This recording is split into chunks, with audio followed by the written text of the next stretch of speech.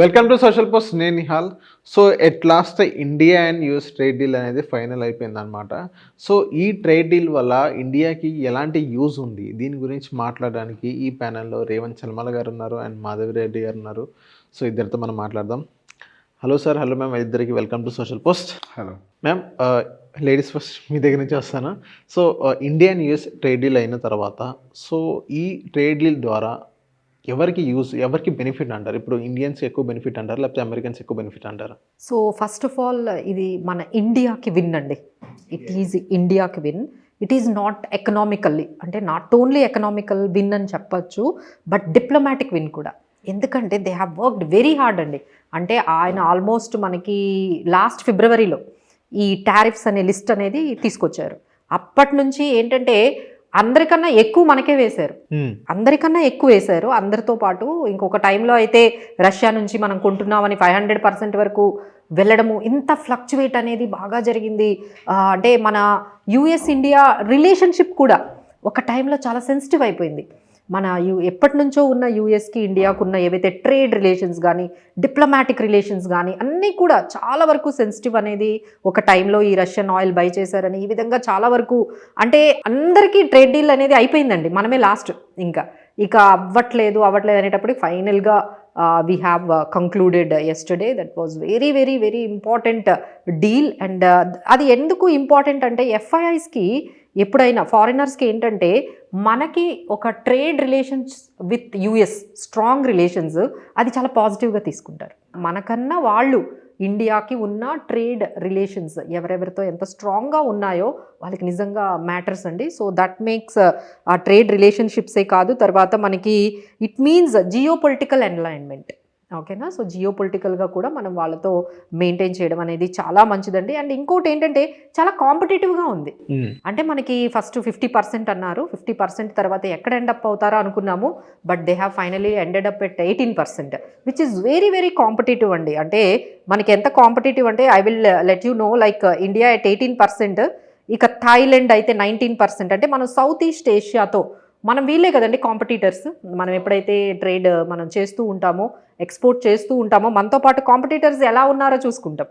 So Philippines అయితే మనకి 19%, Malaysia 19%, Indonesia 19%, and Vietnam 20%, Taiwan 20%, Bangladesh 20%, Sri Lanka 20%. So you can imagine వాళ్ళందరికన్నా lowest రేట్తో ఫైనల్గా 18% చాలా కాంపిటేటివ్గా మంచి డీల్ అనేది క్లోజ్ చేశారండి. దట్ ఈజ్ మనం విన్గా చెప్పొచ్చు. But not only this and, అంటే ఒక 1 year నుంచి మనం ఇలా ఫ్రీ ట్రేడ్ అగ్రిమెంట్స్ చాలానే చేసుకున్నాం. అంటే మనం రీసెంట్గా ఇండియా యూరోపియన్ యూనియన్తో చేసుకున్న ట్రేడ్ డీల్ కానీ, ఇండియా న్యూజిలాండ్తో కూడా ఫ్రీ ట్రేడ్ అగ్రిమెంట్ ఉంది, ఇండియా యూకేతో కూడా ఉంది, అలానే ఇండియా ఒమాన్తో కూడా. సో ఇవి కూడా మనం మర్చిపోకూడదండి. అంటే యూఎస్తో is a very big deal అనుకోండి, ఎందుకంటే చాలా టైం పట్టేసింది వాళ్ళతో మనకంటే.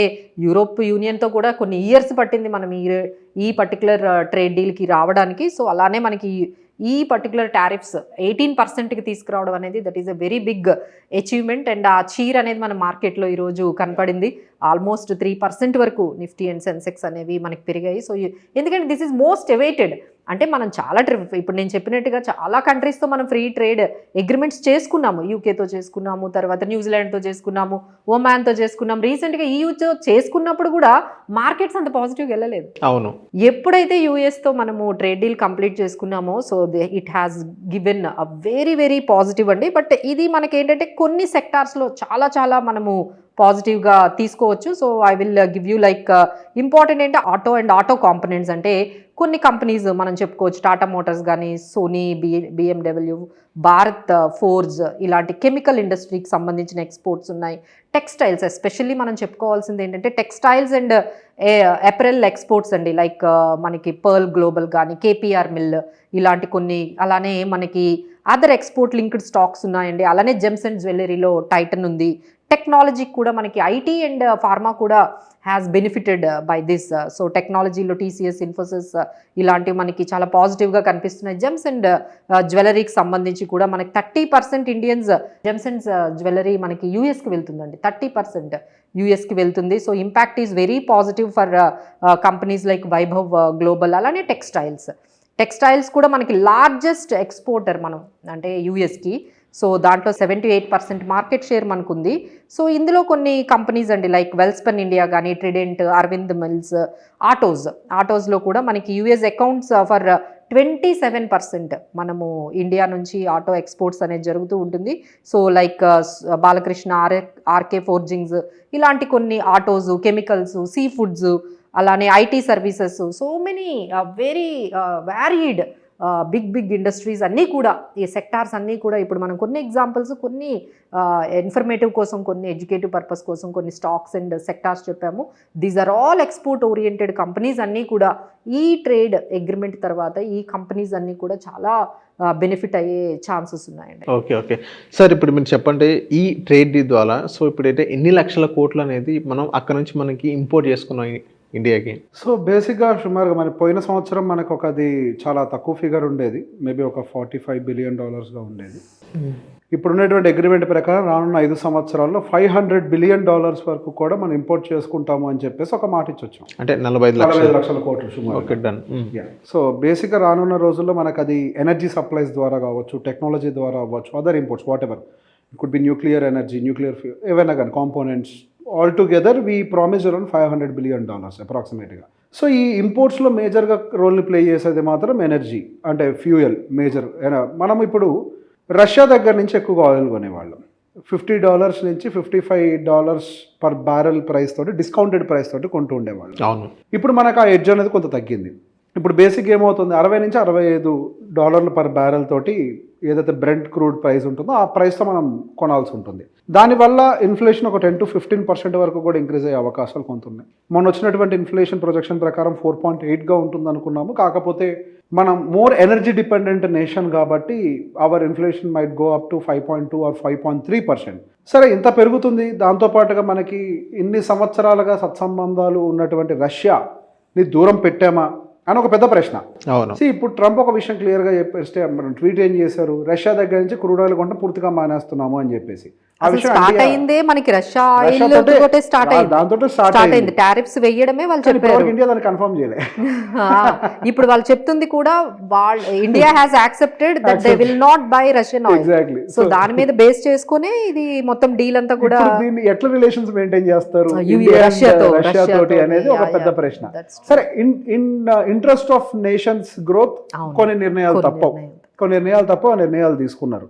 సో బేసిక్ ఇక్కడ ఇన్ఫ్లేషన్ పెరుగుతుంది కదా అని కాంప్రమైజ్ అవ్వాలి అని అంటే, ఇక్కడ ఎనర్జీ ఇంపోర్ట్స్ ఎక్కువగా చేయడం వల్ల ఇన్ఫ్లేషన్ పెరుగుతుంది. అట్ ద సేమ్ టైం మనము న్యూక్లియర్ కాంపోనెంట్స్ అండ్ న్యూక్లియర్ రియాక్టర్స్ని కూడా ఇంపోర్ట్ చేస్తున్నాం. ఇక్కడ ప్లాంట్స్ని ఎస్టాబ్లిష్ చేస్తున్నాం. And will start generating more clean energy through nuclear 24/7 generation and supply. So over the long period of time మనకు అది ఆఫ్సెట్ అయ్యే అవకాశాలు కూడా కనపడుతున్నాయి. ఇంకొక పాయింట్ ఏంటి, అక్కడ యుద్ధం జరుగుతుంది కాబట్టి డిస్కౌంటెడ్ ప్రైస్కి మనకి ఇస్తున్నాడు. రేపు యుద్ధం ఆగితే రష్యా కూడా మనకి డిస్కౌంటెడ్ ప్రైస్కి ఇవ్వదు. అవును. సో ఈ ప్రాబ్లం, ఈ ఇన్ఫ్లేషన్ ఏదైతే పెరుగుతుంది అనుకున్న ప్రాబ్లం ఉందో, రేపైనా సరే యుద్ధం ఆగిన తర్వాత మళ్ళీ పెరగాల్సిందే.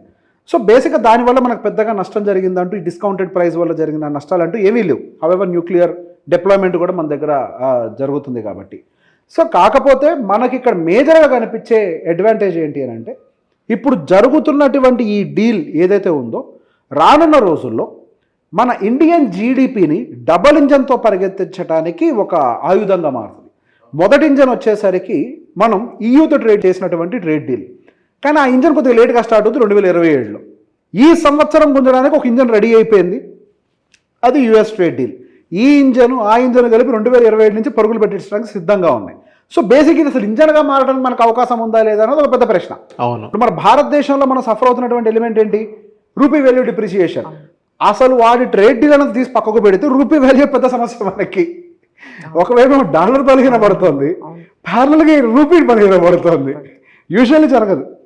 ఎందుకు దానికి కారణం, ఎఫ్ఐఎల్ యొక్క డబ్బులు భారతదేశం నుంచి బయటికి వెళ్ళిపోతున్నాయి. ఇందాక మేడం చెప్పినట్టుగా ఏ ఎఫ్ఐఏ అయినా సరే అమెరికా లాంటి దేశాలతో సత్సంబంధాలు మెయింటైన్ చేయాలని కోరుకుంటాడు. ఎందుకు, ఆయన పెద్దన్న ప్రపంచం మొత్తానికి కూడా. అందులో మనం భారతదేశం నుంచి అమెరికాకి ఎక్స్పోర్ట్ చేసే క్వాంటిటీ ఎక్కువ. మన టోటల్ ఎక్స్పోర్ట్స్ చార్ట్ ఓపెన్ చేస్తే we export lot of material to US. అట్లాంటిది ట్రేడ్ డీల్ అక్కడ పెట్టడం వల్ల దాదాపుగా 25 to 30% మన ఎక్స్పోర్ట్స్ కూడా డ్రాప్ అయిపోతున్నాయి. అది డెఫినెట్గా కన్సర్న్గా మారుతుంది ఒక టైంకి.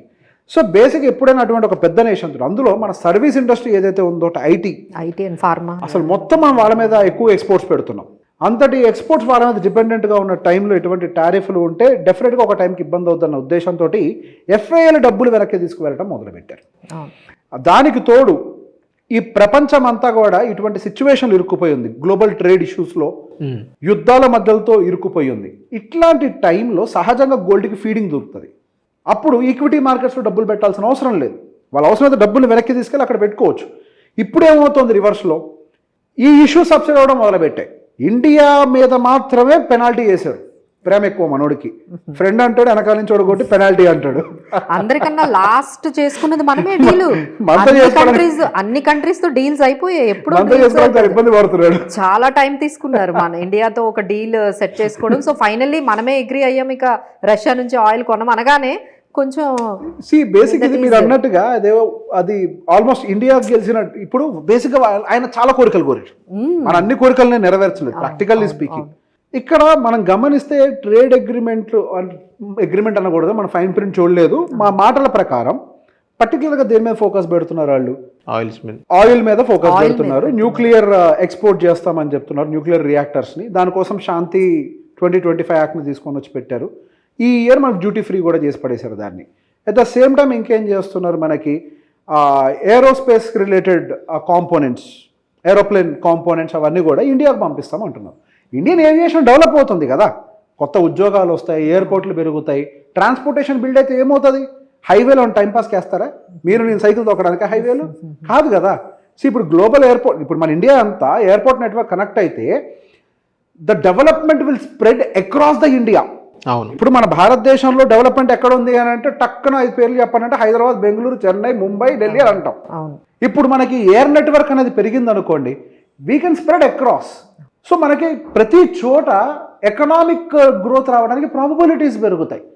వాళ్ళకు కూడా అది కావాలి. వాళ్ళకి బోయింగ్ సంస్థ ఉంది, వాళ్ళ మిషనరీస్ ఇక్కడ తీసుకొచ్చి పెట్టుకోవాలి. అట్ ద సేమ్ టైం వాళ్ళకి డేటా సెంటర్లు మన దగ్గర నుంచి కావాలి. సో బేసిక్గా వాళ్ళకి మనకి మంచి జరిగే విధంగా ఒక మిడ్ లైన్లోకి వచ్చారు. ఈ ఆటలో ఎవరు గెలవలే, ఎవరు ఓడిపోలే. It's win win game. End of the day Indian ఎకానమీకి అడ్వాంటేజ్ జరిగే విధంగానే ఇప్పుడు జరిగినటువంటి ట్రేడ్ డీల్ కంటికి కనపడుతుంది. ఎక్కడ కూడా నష్టాలు కనిపించట్లేదు. ఇంకొక అంశం, ఈ ట్రేడ్ శాంక్షన్స్ కనుక మన మీద పడకపోయి ఉంటే ఇండియన్ గ్రోత్ స్టోరీ లేట్ అయ్యేది. ఈ ట్రేడ్ శాంక్షన్స్ పడటం వల్ల యూకేతో ట్రేడ్ చేసాం, యూతో చేసాము, ఇన్ని ట్రేడ్ చేసేవాళ్ళం కాదు, ఇన్ని చేసేవాళ్ళం కాదు మనం. ఇప్పుడు మనం ఒక సముద్రం, ఒక పెద్ద నది, మనం మంచి పొటెన్షియల్ ఉన్న నది, ఫుల్ ఆఫ్ వాటర్, ఒట్టిగా సముద్రంలో కలిసిపోతున్నాం. ఈడొచ్చి గేట్ వేసాడు, మరి దారులు ఎత్తుక్కుంటాం. నీళ్ళు ఏం చేస్తే దాని పాయన అది ఎత్తుక్కుంటది. అవును, మన పాయలను ఎక్కడికి వెళ్ళే. ఇంకా లేట్ చేస్తే ఇంకా మిగతా ఎన్ని కంట్రీస్ తో వీళ్ళు డీల్ చేసుకుంటారని గబగబా కనిపిస్తుంది. EU డీల్ అవ్వగానే అసలు EU ఎవరికి పార్ట్నర్? వాళ్ళకి పార్ట్నర్, మనకు కాదు. అది ఎప్పుడైతే EU డీల్ అయిందో సో దే హావ్ సాఫ్టెండ్ భయపడిపోయారు. ఇప్పుడు వాళ్ళు ఎట్లాంటి డీల్స్ చేయడం వల్ల ప్రపంచ దేశాలన్నింటినీ వాళ్ళు ఇలా వదిలేస్తే ఇండియా ఇంకో 10 కంట్రీలతో FTA చేసుకుంటుందేమో అని. ఇప్పుడు వాళ్ళకే నష్టం. ఎందుకంటే we have open to other markets. మొన్నటి వరకు టెక్స్టైల్ రంగం ఇబ్బంది పడుతుందేమో అని భయపడ్డాం. ఇప్పుడు టెక్స్టైల్ రంగానికి EU మార్కెట్ కూడా ఓపెన్ అయింది. చాలా మార్కెట్స్ ఓపెన్ అవుతున్నాయి. అక్కడ కూడా అవే సేమ్ సెమీ కండక్టర్స్, వాళ్ళు కూడా కెమికల్స్, వాళ్ళు అన్ని గేట్స్ ఓపెన్ చేశారు. అన్ని గేట్స్ ఓపెన్ అవుతున్నాయి. సో రానున్న రోజుల్లో ఇది ఒక మాట చెప్తుంటారండి, every recession will create new opportunities. వచ్చే సమస్యను చూసి మనం భయపడద్దు. మనం చూస్తూ కూర్చుంటామా? మన దారి ఎత్తుక్కుంటాం కదా. చిన్న పిల్లోడిని వాడు నడుస్తూ పోతుంటే వాడికి అడ్డంగా, పాకేవాడికి అడ్డంగా పెట్టినా వాడు కూడా అటో ఇటో ఎత్తుక్కొని పోతాడు. మన దేశమైనా సరే కొత్త దారులు ఎత్తుక్కుంటుంది. We will explore and we will explore one day. మన స్థాయికి ఎదుగుతాం. సార్, ఇప్పుడు ఈ డీల్ ద్వారా ఇప్పుడు మన ఆమ్ ఆద్మీ ఏదైతే కామన్ మ్యాన్కి అంటే ఏ సెక్టర్లో ఎలా యూజ్ ఉందంటారు ఈ deal, Indian US trade deal తర్వాత? సో ఇండియాలో ఉన్న కామన్ మ్యాన్కి ఎలా యూజ్ ఉందంటారు? ఉద్యోగాలు ప్రధానంగా. ఇప్పుడు మన భారతదేశంలో ఉద్యోగాలు అంటే జొమాటో డెలివరీ బాయ్స్ ఎక్కువ ఉన్నారు. అవును. ఇప్పుడు గిగ్ వర్కర్స్ ఎక్కువ పెరిగిపోయారు. అది ప్రధానమైన కన్సర్న్. ఇది ఎడ్యుకేషన్ ఉండి చదువుకొని బీటెక్ గ్రాడ్యుయేట్స్ అయ్యి ఉండి, even young young people I get very very అంటే మనకున్న ఈ యంగ్ జనరేషన్ అంతా కూడా Energy ఇలాంటి waste చేస్తుంది. ఎనర్జీ వేస్ట్ అయిపోతుంది. గిగ్ వర్క్స్ కానీ, క్యాబ్స్ కానీ, లేకపోతే ఈ బ్లింకిట్లు, జొమాటోలు ఇక్కడే ఉండిపోతుంది. ఇక్కడే, exactly. మన యంగ్స్టర్స్ అందరూ కూడా చదువుకున్న వాళ్ళండి. ఇప్పుడు అందరూ కూడా మన బలమే వాళ్ళు. అవును, మన బలమే యంగెస్ట్ పాపులేషన్. ఇప్పుడు మనకు అదేం చేస్తున్నారు యంగెస్ట్ పాపులేషన్? ఆ స్కిల్ అంతా వేస్ట్ అవుతోంది కదా. ఇప్పుడు ఇక్కడ ఇదే మార్పు జరుగుతుంది. అవును, ఆ మార్పు ఏంటి? మన దగ్గరికి డేటా సెంటర్లు ఏర్పాట్లు అవుతాయి. మన దగ్గర దానికి కావాల్సిన రీసెర్చ్ టెక్నాలజీస్ డెవలప్ చేస్తారు. ఫార్మాసిటికల్ రీసెర్చ్లు డెవలప్మెంట్ స్టార్ట్ చేస్తున్నారు.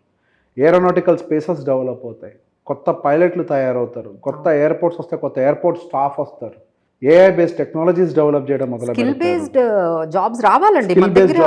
Skill based jobs government already మొదలు పెట్టింది కదా ట్రైనింగ్ సెంటర్స్. అవును, వీటన్నిటి మీద ఇది ఎలా బెనిఫిట్ అవుతుంది అని అంటే ఈ రోజు కోసం కాదు, ఈ రోజు ఒక రోజు ముద్ద తిని పడుకోవడం కోసం కాదు, రానున్న రోజుల్లో కుటుంబాన్ని కూడా పోషించుకోవడానికి కావాల్సిన శక్తినిచ్చే విధంగా ఇప్పుడు జరిగినటువంటి అన్నీ కూడా దారితీస్తాయి. అసలు ఇండియాలోనే మనకి మంచి స్కిల్ బేస్డ్ తగ్గట్టుగా జాబ్స్ వస్తే ఎవరైనా బయట కంట్రీకి ఎందుకు వెళ్తారండి? అసలు ఎందుకు వెళ్తారు? ఇక్కడ అంత బెస్ట్ ఇంకెక్కడైనా ఉంటుంది. ఇన్ఫాక్ట్ ఎవ్రీవన్ ఆర్ సేయింగ్ అక్కడ ఎంత ఇన్ఫ్లేషన్ యూఎస్ తో కంపేర్ చేస్తే నా India is having more opportunities, but the problem is we don't have the skilled based jobs అంత ఆపర్చునిటీస్ ఉన్నాయి మన దగ్గర, కానీ చేసేవాళ్ళు లేరు. స్కిల్ కొరత చాలా ఎక్కువ ఉంది ఇండియన్ మార్కెట్లో.